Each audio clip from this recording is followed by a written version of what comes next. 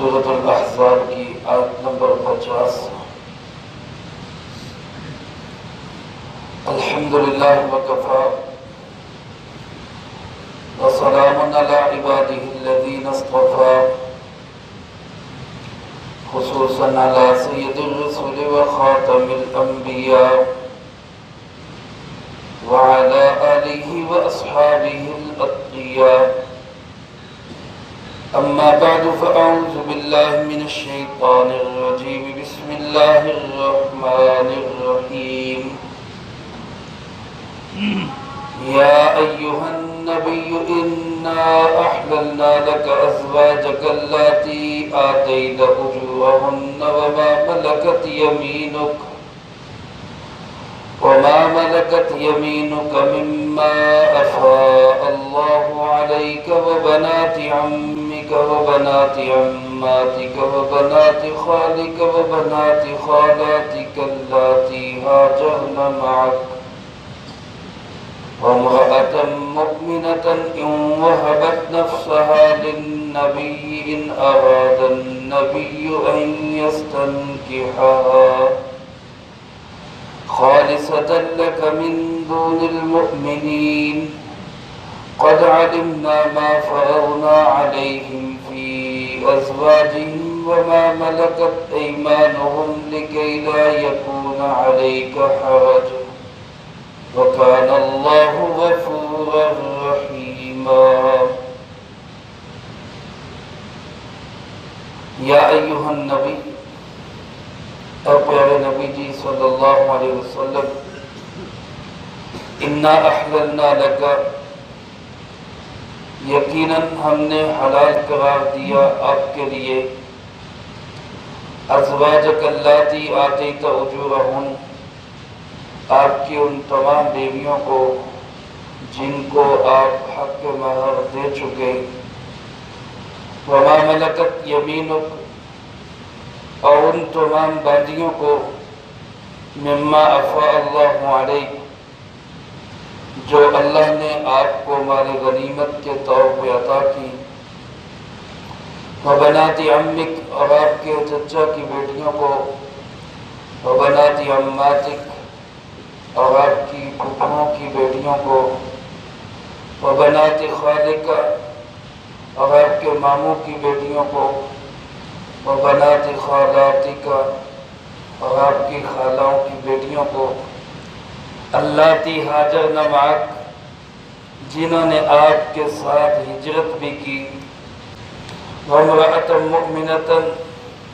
اور وہ مومنہ عورت، ان وہبت نفسہا للنبی، اگر وہ اپنا آپ ہبہ کر دے نبی کریم صلی اللہ علیہ وسلم کو، ان اراد النبی ان یستنکحہا، اگر ارادہ کرے نبی کریم صلی اللہ علیہ وسلم اس سے نکاح کرنے کا،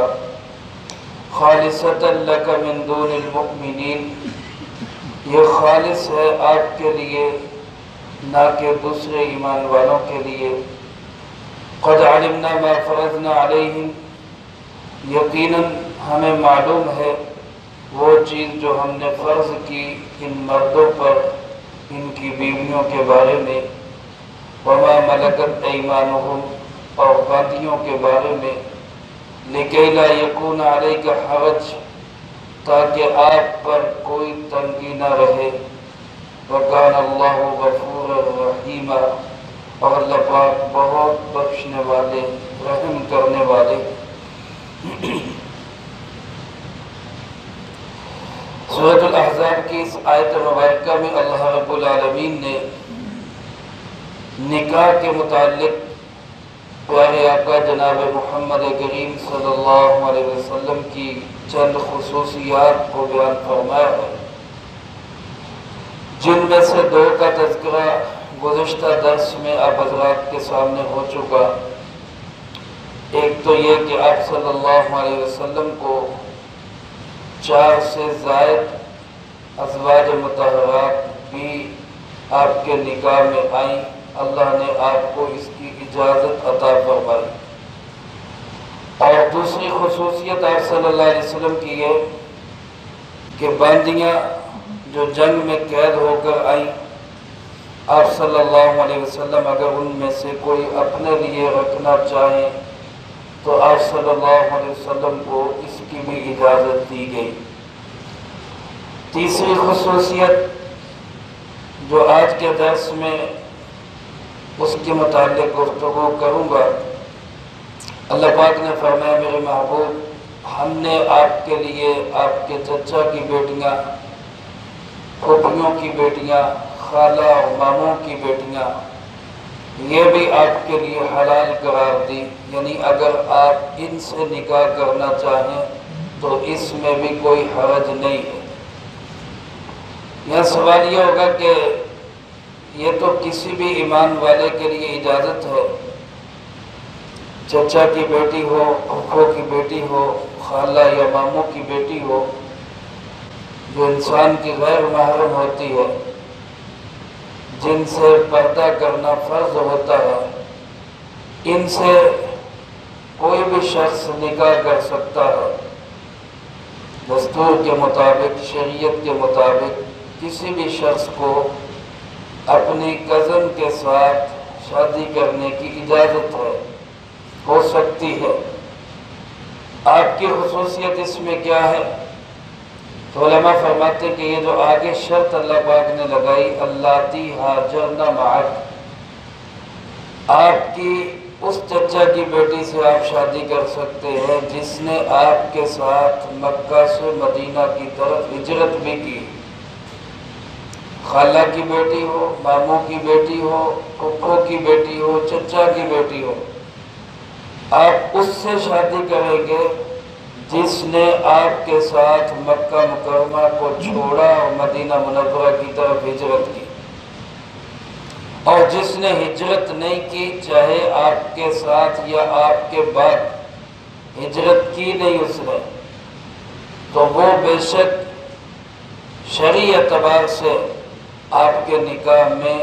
کسی بھی مسلمان آدمی کے لیے یہ شرط نہیں ہوتی ہجرت کرنا،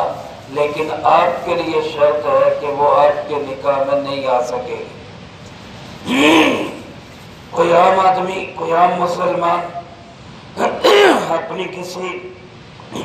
کزن کے ساتھ شادی کرنا چاہے آج یا اس دور میں، اس کے لیے یہ شرط نہیں تھی کہ اس نے ہجرت بھی کی ہو۔ آپ صلی اللہ علیہ وسلم کے لیے یہ شرط تھی کہ آپ اپنی اس کزن کے ساتھ شادی کر سکیں گے جس نے آپ کے ساتھ ہجرت کا عمل بھی پورا کیا۔ اس کی وجہ کیا ہے؟ اس کی وجہ علماء نے یہ لکھی ہے کہ جو آپ کے خاندان کی لڑکیاں ہیں،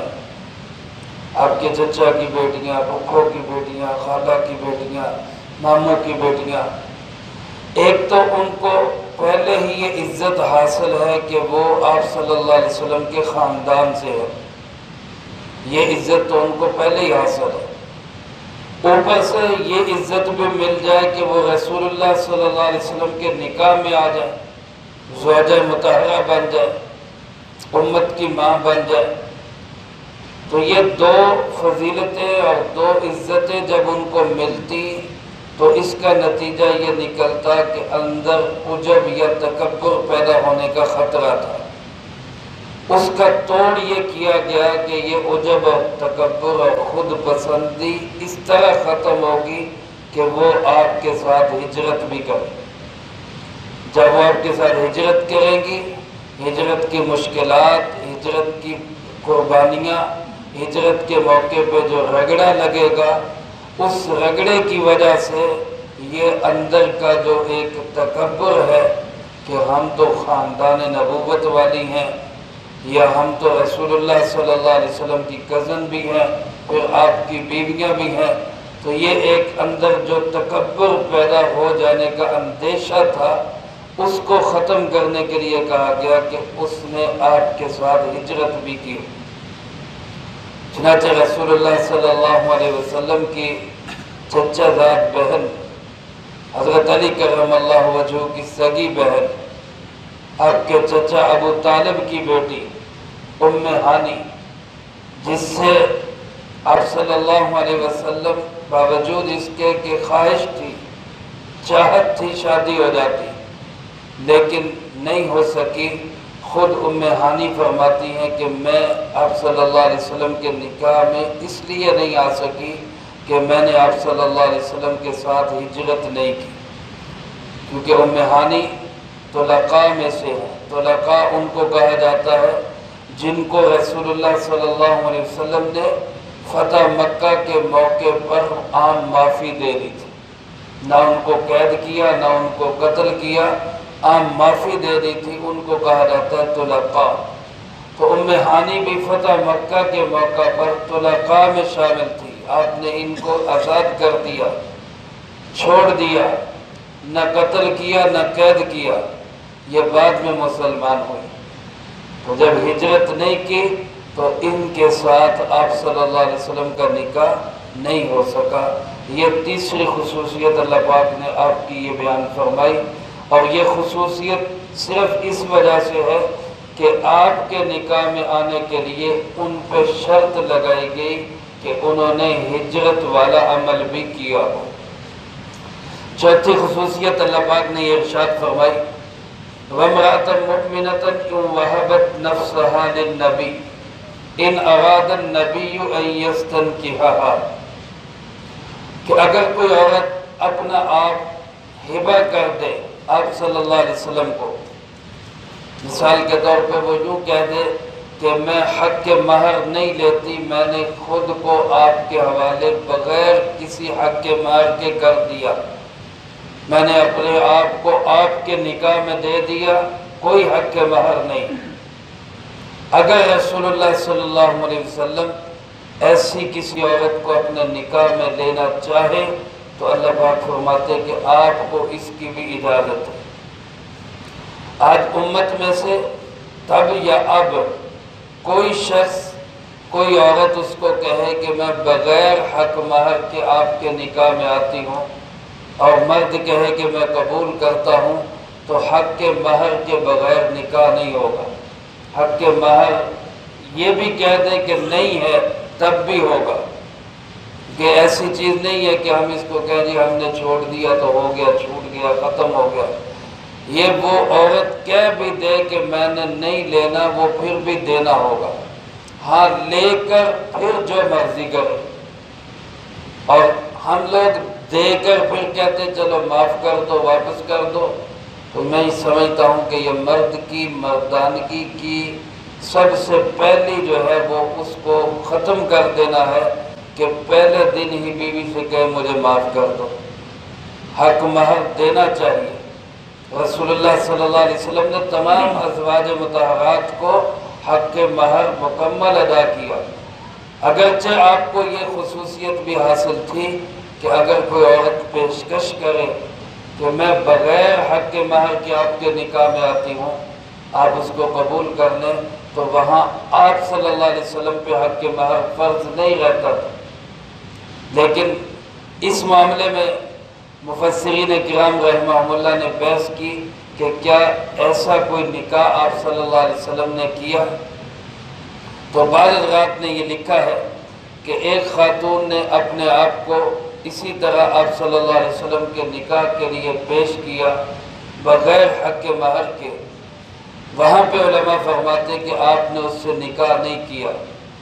بعض علماء فرماتے کہ آپ نے نکاح کیا، لیکن بہرحال رسول اللہ صلی اللہ علیہ وسلم نے جس بھی خاتون سے نکاح کیا اس کو حق مہر ادا کیا۔ لیکن آپ صلی اللہ علیہ وسلم کو اللہ نے یہ خصوصیت عطا کی تھی کہ اگر کوئی عورت بغیر حق مہر کے اپنے آپ کو آپ کے حوالے کر دے نکاح کے طور پہ اور آپ قبول کر لے تو آپ پہ حق مہر ضروری اور لازمی نہیں تھا۔ اس کے بعد اللہ پاک نے فرمایا خالصۃ لک من دون المؤمنین، یہ حکم خالص ہے آپ کے لیے اور ایمان والوں کے لیے یہ نہیں ہے۔ یہ جو جملہ ہے اس کا تعلق اس چوتھی خصوصیت کے ساتھ ہے یا چاروں کے ساتھ ہے؟ بعض مفسرین فرماتے ہیں اس جملے کا تعلق صرف چوتھی خصوصیت کے ساتھ ہے، باقیوں کے ساتھ نہیں ہے، کیونکہ وہ خصوصیات نہیں، وہ اجازتیں ہیں۔ لیکن اکثر مفسرین کرام فرماتے ہیں کہ اس جملے کا تعلق پچھلے چاروں احکامات کے ساتھ ہے۔ یہ چاروں خصوصیات رسول اللہ صلی اللہ علیہ وسلم کی ہیں۔ اللہ پاک نے واضح کر دیا کہ 4 سے زیادہ شادیاں بھی آپ کی خصوصیت ہے، کسی اور کو اجازت نہیں۔ باندیاں آپ اپنے لیے مخصوص کر لے، صرف آپ کو اجازت ہے، کسی اور کو اس کی اجازت نہیں ہے۔ آپ کی کزن، آپ کی چچا زاد، ماموں زاد، خالہ زاد، پھوپھی زاد اگر آپ کے ساتھ ہجرت کرے تو پھر آپ کے نکاح میں آ سکتی ہے، یہ شرط کسی اور کے لیے نہیں ہے۔ اور چوتھی خصوصیت میں بھی خالص آپ ہے، کسی اور کے لیے اس کی اجازت نہیں کہ اگر کوئی عورت بغیر حق کے مہر کے کسی کے نکاح میں آنا چاہے تو آپ اپنے نکاح میں لے سکتے ہیں، کسی اور کو اس کی اجازت نہیں۔ یہ بیان فرما کے اللہ پاک ارشاد فرماتے ہیں قد علمنا ما فرضنا علیہم، یقیناً ہمیں معلوم ہے وہ چیز جو ہم نے فرض کی ان پر، ان کی بیویوں کے بارے میں، کہ کسی بھی مرد پہ اپنی بیوی کا حق مہر کیا ہوگا، اس کے متعلق جو چیز فرض ہے اللہ فرماتے وہ ہمیں معلوم ہے۔ حق مہر جتنا طے ہو جائے اور کم سے کم 3.25 تولے چاندی یا اس کی قیمت، یہ کم سے کم، اس سے کم نہیں ہو سکتا۔ آج کل کے حساب سے وہ تقریباً 3500 روپیہ کم سے کم، یہ آج کل کے حساب سے کہ مہر بنتا ہے کم و بیش تقریباً۔ اس سے کم پہ جو ہے وہ نکاح اگر کوئی کرے گا تو اتنا ہی دینا پڑے گا، کم سے کم اتنا دینا پڑے گا۔ اللہ پاک فرماتے ہیں ہمیں یہ حق مہر کی مقدار معلوم ہے، یعنی ہمارے علم کے مطابق طے شدہ ہے، اور جو کچھ بیویوں کے بارے میں طے ہے وہ بھی ہمارے علم میں ہے، جو باندیوں کے متعلق طے ہے وہ بھی ہمارے علم میں ہے۔ عام ایمان والوں کے لیے جو حکم ہے وہ دوسری جگہ پہ طے شدہ ہم نے بیان کر دیا، وہ وہی ہے۔ یہ خصوصیات صرف آپ کے لیے، اور آپ کے لیے یہ خصوصیات کیوں ہے؟ لِكَيْ لَا يَكُونَ عَلَيْكَ حَرَجٌ، تاکہ اے محبوب صلی اللہ علیہ وسلم آپ پہ کوئی تنگی نہ رہے، کوئی آپ صلی اللہ علیہ وسلم کے متعلق یہ انگلی نہ اٹھائے، یا آپ صلی اللہ علیہ وسلم کہیں اتنا بڑا آپ نے کام کرنا ہے، نبوت والا کام ہے، پوری دنیا کی ذمہ داری ہے، پوری انسانیت کی ذمہ داری ہے، آپ کہیں انہی مسائل میں نہ لگے رہیں کہ جی اس کے ساتھ کیا معاملہ کرنا ہے، اس کے ساتھ کیا معاملہ کرنا ہے۔ اللہ فرماتے ہم نے ان تمام معاملات میں آپ کو رخصت دے دی تاکہ آپ پر کسی قسم کی کوئی تنگی نہ رہے۔ اس کے باوجود بھی فرمایا اگر کوئی کمی بیشی ہوگی تو کان اللہ غفور رحیم، اللہ پاک بہت بخشنے والا، بہت ہی رحم کرنے والا ہے۔ یہ میرے محترم دوستو ہمارے پیارے آقا جناب محمد کریم صلی اللہ علیہ وسلم کی عظمت اور شان ہے کہ اللہ پاک نے آپ کے لیے مخصوص اور خاص احکامات نازل فرمائے۔ تو جیسے اللہ نے آپ کو عظمت اور شان دی، خصوصیات دی، اسی طرح امت کا بھی فرض ہے کہ وہ رسول اللہ صلی اللہ علیہ وسلم کو عام انسانوں کی طرح یا عام مسلمانوں کی طرح یہ نہ کہے کہ جی قانون سب کے لیے ایک ہونا چاہیے، قانون سب کے لیے۔ آپ کی خصوصیات بہت زیادہ ہے، اللہ نے آپ کو اگر شان اور عفت عطا کی ہے تو ہم آپ کو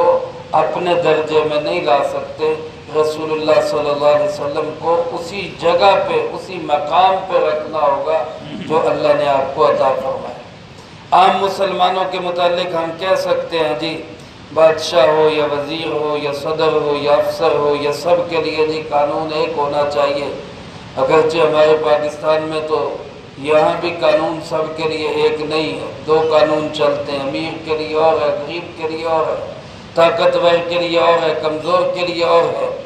لیکن رسول اللہ صلی اللہ علیہ وسلم کی تو خصوصیات تھی،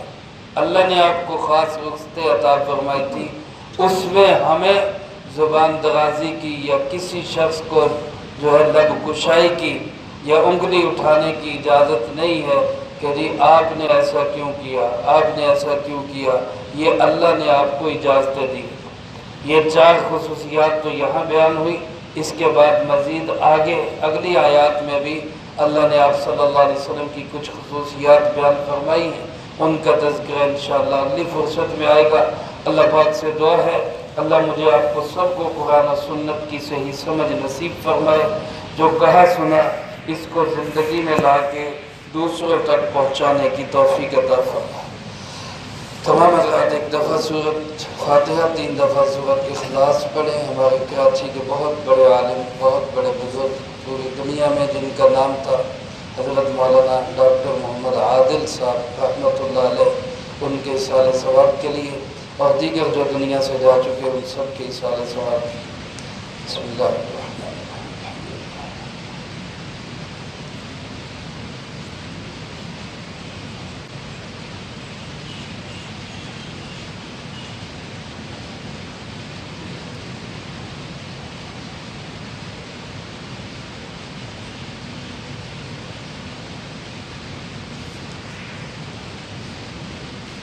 بسم اللہ الرحمن الرحیم، الحمد للہ رب العالمین والعاقبۃ للمتقین، والصلاة والسلام علی اشرف الانبیاء والمرسلین وخاتم النبیین، اللہم لک الحمد کما ینبغی لجلال وجہک وعظیم سلطانک، اللہم لا احصی ثناء علیک انت کما اثنیت علی نفسک، اللہم لک الحمد کما انت اہل، صلی علی محمد کما انت اہل، وافعل بنا ما انت اہل، فإنك أهل التقوى وأهل المغفرة، اللهم وفقنا لما تحب وترضى من القول والعمل والهدي والنية، إنك على كل شيء قدير يا أرحم الراحمين۔ ہم سب نے جو پاک کلام پڑھا اس کو اپنی بارگاہ میں قبول فرما، اے اللہ پاک اس کا پورا اجر و ثواب حضور نبی کریم صلی اللہ علیہ وسلم کی روح مبارک کو پہنچا۔